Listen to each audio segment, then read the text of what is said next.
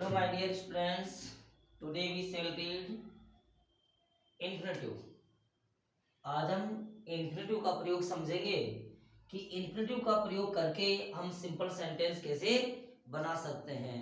तो infinitive के प्रयोग के द्वारा भी हम क्या कर सकते हैं, सिंपल सेंटेंस बना सकते हैं। सिंथेसिस का जो पहला जो नियम था वो पार्टिसिपल का नियम था, और पार्टिसिपल में हमने तीन प्रयोग पढ़े थे, प्रेजेंट पार्टिसिपल, परफेक्ट पार्टिसिपल और पास्ट पार्टिसिपल पढ़े थे। और जब उन तीनों को पढ़ने के बाद में हम पढ़ते हैं सेकंड जो नियम है इन्फिनिटिव का, और इन्फिनिटिव का प्रयोग करके भी हम क्या कर सकते हैं, सिंपल सेंटेंस बना सकते हैं। तो कैसे बनाते हैं देखते हैं। तो वर्ब की जो फर्स्ट फॉर्म होती है उससे पहले अगर हम टू लगा दें तो क्या बन जाता है, इन्फिनिटिव बन जाता है। जैसे हम बोलते हैं कि नॉन फाइनाइट जो वर्ब होती है ना, उसी जिस प्रकार से काम करती है उसी प्रकार से इन्फिनिटिव भी बनता है। तो इन्फिनिटिव और नॉन फाइनाइट वर्ब में थोड़ी सी समानता है। तो टू के साथ में हम क्या लगा दें, वर्ब की फर्स्ट फॉर्म। वर्ब पहले टू लगा दो, फिर वर्ब की फर्स्ट फॉर्म लगा दो, तो क्या बन जाएगा, इन्फिनिटिव बन जाएगा। और ये इन्फिनिटिव दो प्रकार से प्रयोग में आता है ये, कि एक तो टू के बाद में वर्ब की फर्स्ट फॉर्म लगा दो जिसे हम बोलते हैं एक्टिव वॉइस, और दूसरा जिसमें टू के बाद में बी प्लस वर्ब की थर्ड फॉर्म का उपयोग कर दो जिसे हम बोलते हैं पैसिव वॉइस। तो दो प्रकार से इसका प्रयोग होता है। अब इसका प्रयोग करने के लिए क्या करना चाहिए हमको, तो हमें दूसरे वाक्य में जो आई हुई जो वर्ब होगी उसकी फर्स्ट फॉर्म से पहले क्या लगा देंगे, टू लगा देंगे, और प्रथम वाक्य में क्या कर देंगे, जोड़ देंगे। जैसे ये सेंटेंस है और इस सेंटेंस के बाद में ये जो सेंटेंस आ रहा है, इस सेंटेंस में जो वर्ब की फर्स्ट फॉर्म आ रही है, इस वर्ब की फर्स्ट फॉर्म को हम क्या कर देंगे, इससे पहले टू लगा करके इसमें जोड़ देंगे, तो ये हमारा इन्फिनिटिव का सिंपल सेंटेंस हो जाएगा। अब इसके कुछ नियम्स हैं जो हमें ध्यान होने चाहिए कि दोनों वाक्यों के जो करता है सब्जेक्ट्स वो समान होने चाहिए। इधर के सेंटेंस में और उधर के सेंटेंस में जो आए हुए जो सब्जेक्ट्स है वो समान होने चाहिए। या ये भी हो सकता है कि पहला वाक्य इंपेरेटिव में हो। इंपेरेटिव में होने का मतलब है कि वो वर्ब की फर्स्ट फॉर्म से शुरू होना चाहिए, तो इंपेरेटिव का हो और अगले वाक्य में सब्जेक्ट कोई सा भी हो, लेकिन उस सब्जेक्ट के लिए इधर के वाक्य में दिया हुआ ऑब्जेक्ट समान होना चाहिए। इधर हिम है और इधर ही है, तो इसका जो ऑब्जेक्ट है उसका सब्जेक्ट होना चाहिए या तो, या दोनों के सब्जेक्ट्स क्या होने चाहिए, समान। जैसे आंसू है और इधर सी है, दोनों के सब्जेक्ट क्या हो गए, समान। आंसू ही क्या है, वहां पे सी है, इसके सी और सी दोनों सब्जेक्ट समान है। इधर लीला और सी ये भी सब्जेक्ट समान है। यहाँ ही और ही ये भी क्या है, दोनों समान है। तो सब्जेक्ट क्या होने चाहिए, समान। या प्रथम वाक्य का ऑब्जेक्ट अगले वाक्य का सब्जेक्ट होना चाहिए। दोनों वाक्यों में दी गई जो फाइनाइट वर्ब है वो असमान होनी चाहिए, कि इसमें जो वर्ब दी जा रही है इसमें और इसमें दोनों में असमानता होनी चाहिए। देख सकते हैं आप, इसमें वर्कड है और इसमें गेट है, इसमें रनिंग है, इसमें वांट केज है, इसमें कैम है। सबकी जो वर्ब है वो कैसी है, असमान होनी चाहिए। वो भी कौन सी, फाइनाइट वर्ब, वह असमान होनी चाहिए। दोनों वाक्यों में कारण एवं परिणाम का संबंध होना चाहिए। एक में कारण होना चाहिए, एक में परिणाम होना चाहिए। या हो सकता है किसी वाक्य में क्या हो, उद्देश्य हो। जैसे उसे कुर्सी दे दो, वह इस पर बैठेगा, तो उस कुर्सी देने का जो कारण है वो क्या है, उसे बिठाने का है। आंसू ने कठिन परिश्रम किया, मेहनत की, वह अच्छे अंक प्राप्त करना चाहती थी। तो कठिन परिश्रम करने के लिए उद्देश्य क्या था उसके पास में, अच्छे अंक प्राप्त करना। तो पहले वाक्य में कारण, अगले वाक्य में परिणाम। हो सकता है कि पहले वाक्य का उद्देश्य अगले वाक्य में प्रकट किया गया हो, तब हम किसका प्रयोग करते हैं, इन्फिनिटिव का प्रयोग करते हैं। तो अब इनको हल करते हैं, किस प्रकार से ये हल होंगे और देख लेते हैं इनको। तो एक बार शॉर्टकट जो सीधा सा जो नियम है वो आपको ये ध्यान में रखना है कि जो प्रथम वाक्य है उस प्रथम वाक्य का उद्देश्य अगले वाक्य में होना चाहिए। ये सीधा सा नियम है। या ऐसा होना चाहिए कि अगले वाक्य में एक नॉन फाइनाइट वर्ब आ रही हो, या हम इन्फिनिटिव वाले वर्ब हमको मिल जाए, टू प्लस वर्ब की फर्स्ट फॉर्म मिल जाए, तो समझ जाना कि एक इन्फिनिटिव से बनेगा। टू प्लस वर्ब की फर्स्ट फॉर्म मिल जाए और बाकी ये तीनों नियम लग जाए तो इन्फिनिटिव का प्रयोग कर देना आप लोग। अब इसको बनाते हैं। तो बनाने के लिए हमने पढ़ा कि दोनों वाक्य के क्या हो, कर्ता समान होने चाहिए। या वर्ब की फर्स्ट फॉर्म से पहले क्या कर देंगे, टू लगा करके प्रथम वाक्य में जोड़ देंगे। तो प्रथम वाक्य में तो कुछ परिवर्तन करना ही नहीं है आप लोगों को। ये ऐसे कैसे जाएगा, गिव हिम ए चेयर, उसे एक कुर्सी दो। तो क्यों यह लिखा हुआ है मैंने यहाँ दूसरे वाक्य में आई वर्ब की फर्स्ट फॉर्म से पहले क्या लगा देंगे, टू। तो दूसरे वाक्य में जो वर्ब आ रही है वो कौन सी आ रही है, सिट ऑन इट। तो यहाँ पर हम इससे पहले क्या लगा देंगे, टू, सिट का सिट, ऑन का ऑन, और इट जो है उस चेयर को संबोधित कर रहा है, चेयर के लिए आ रहा है प्रोनाउन, इसलिए उसको हम नहीं लिखेंगे।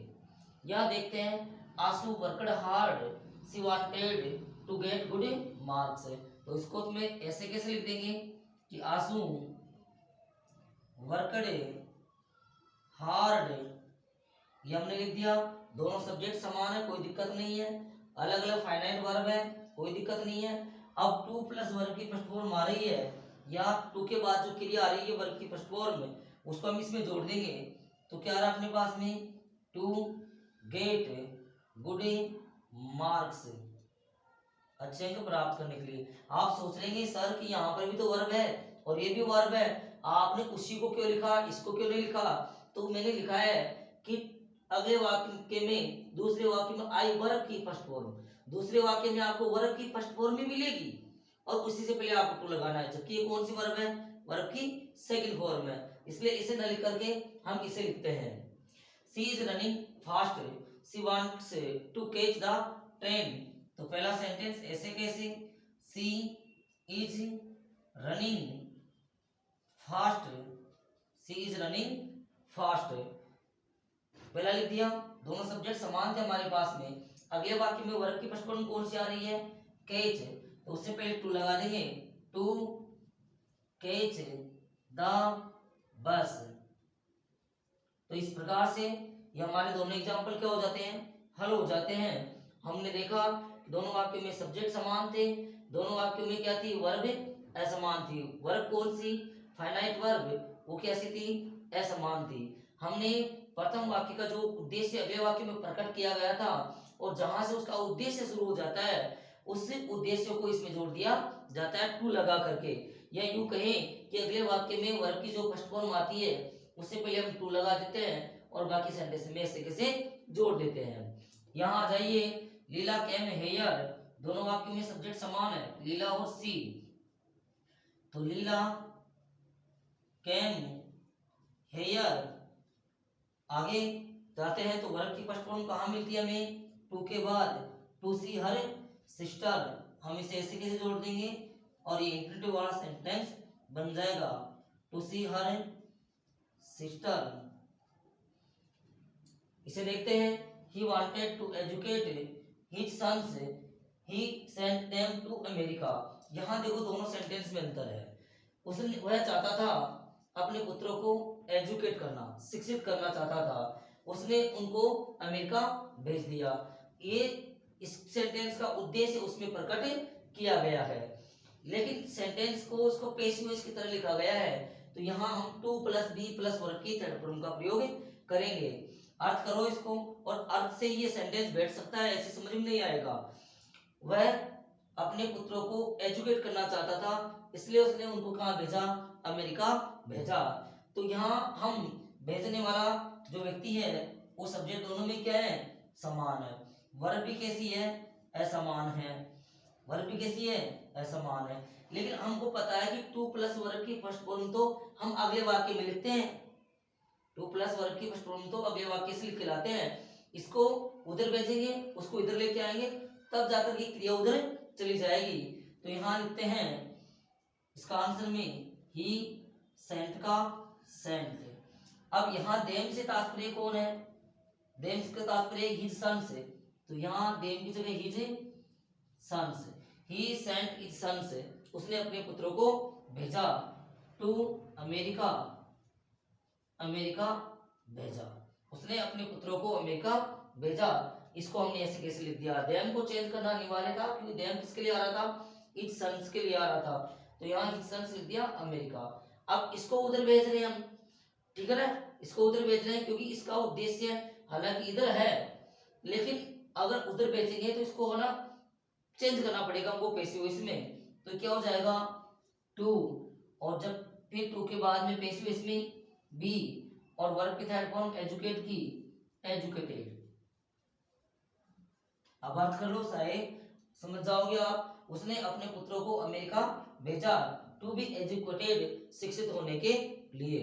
तो ये इस वर्ब की फर्स्ट फॉर्म को हमें इसमें जोड़ना था, क्योंकि इधर दे दी उस समय उधर आ रही है अपने पास में वर्ब की फर्स्ट फॉर्म, तो हमको दिक्कत नहीं आई। हमने जो सेंटेंस था उसको ऐसे कैसे जोड़ दिया था टू लगा करके, लेकिन यहाँ पर इधर दे दी तो हम पहले इसको लिखेंगे ही सेंट, और फिर देन जिसके लिए आ रहा था हिज सन्स वो लिख देंगे टू अमेरिका, ऐसे कैसे आ जाएगा। अब हम इसको इधर जोड़ेंगे तो यहाँ देखते हैं कि यहाँ पर जो ही का सब्जेक्ट आ चुका है, वांटेड, क्रिया लिखने की आवश्यकता नहीं क्योंकि हमको प्रयोग की फर्स्ट फॉर्म से लिखना है। तो अब हम देखते हैं तो to plus be plus verb के थर्ड फॉर्मेट में ये वाक्य अर्थ देता है। Thank you for watching my videos. अगला जो नियम होगा वो टू का होगा, और उसके बाद में एडवर्ब और एडजेक्टिव के बारे में पढ़ेंगे। अगला नियम तुरंत मिलने वाला है आपको।